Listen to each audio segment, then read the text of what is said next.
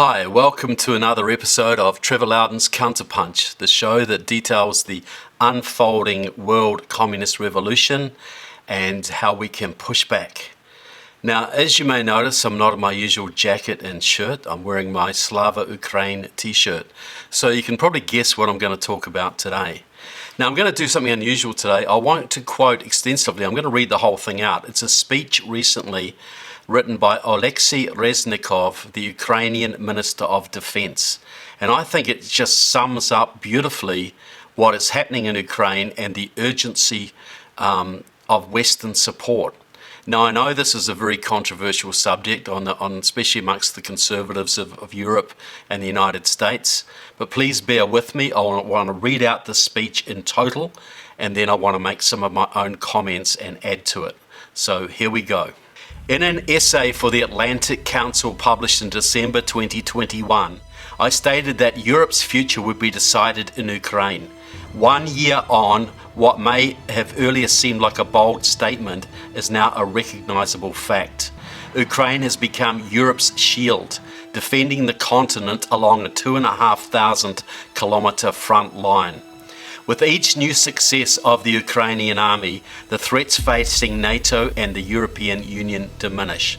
Over the last 10 months, Ukraine has destroyed a large number of Russian army units that have been training for decades to attack the West. Russia's military potential will take years to recover. Ukraine's heroism has won Europe precious time to rethink its approach to security and defense. This re-evaluation should begin with a frank reflection on the events of the past 12 months.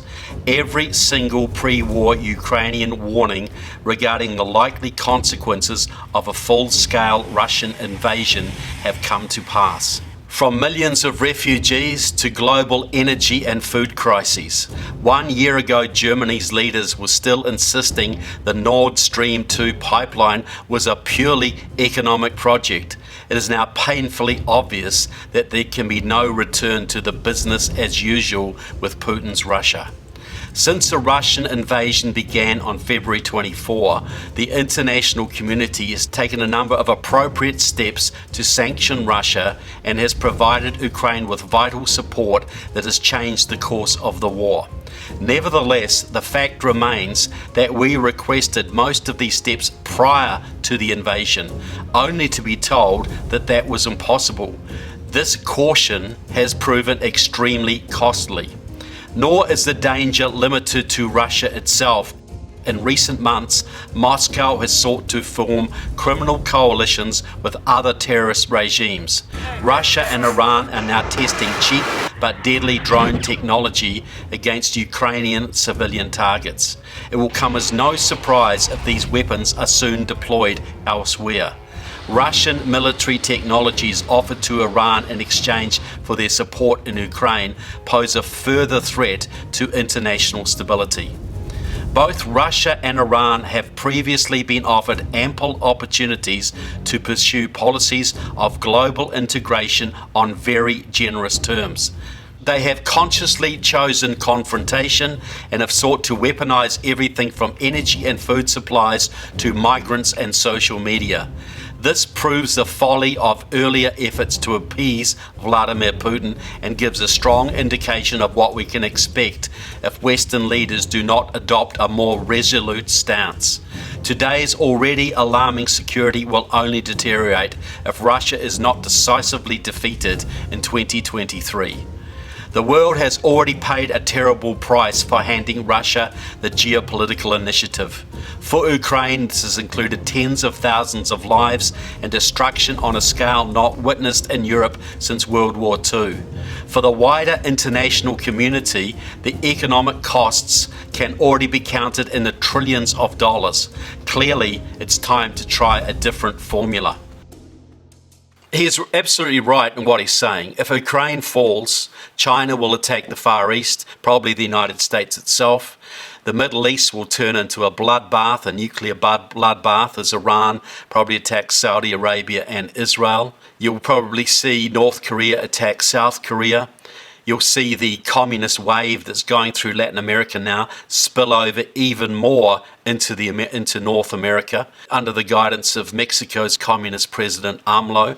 So the whole world hangs in the balance here, and Ukraine is standing in the gap, like the 300, the famous 300 at Thermopylae in ancient Greece, the 300 that stopped the Persian invasion of Europe.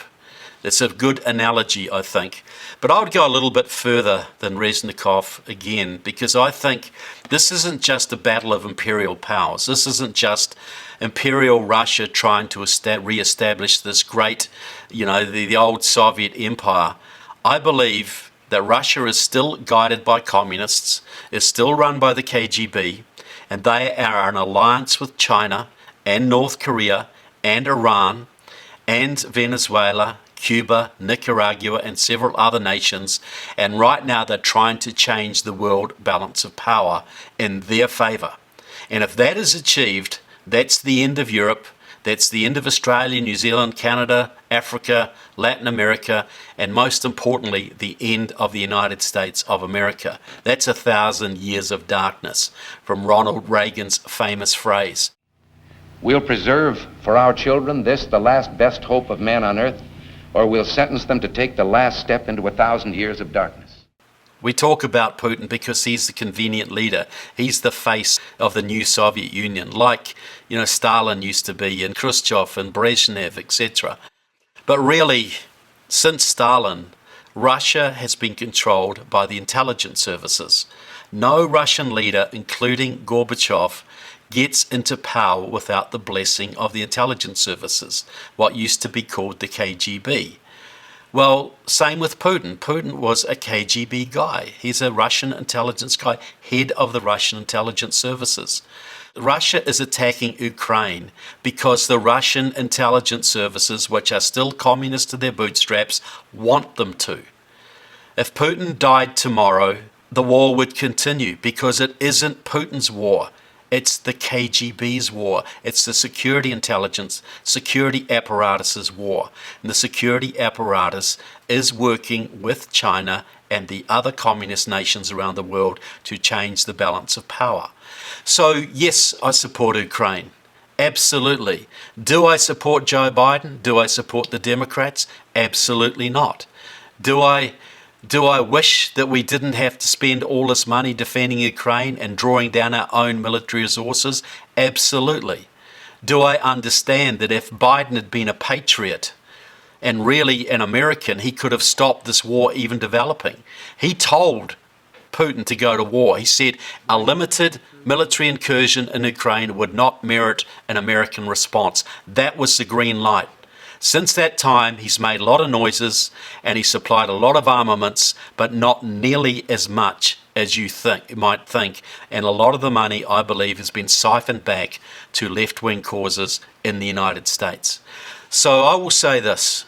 The Ukrainians are the most slandered people in the world right now, just like American Trump supporters were slandered for several years by the same people.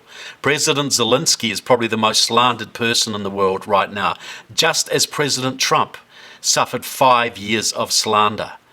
Remember, President Trump was a big supporter of Ukraine. He put Putin in his box.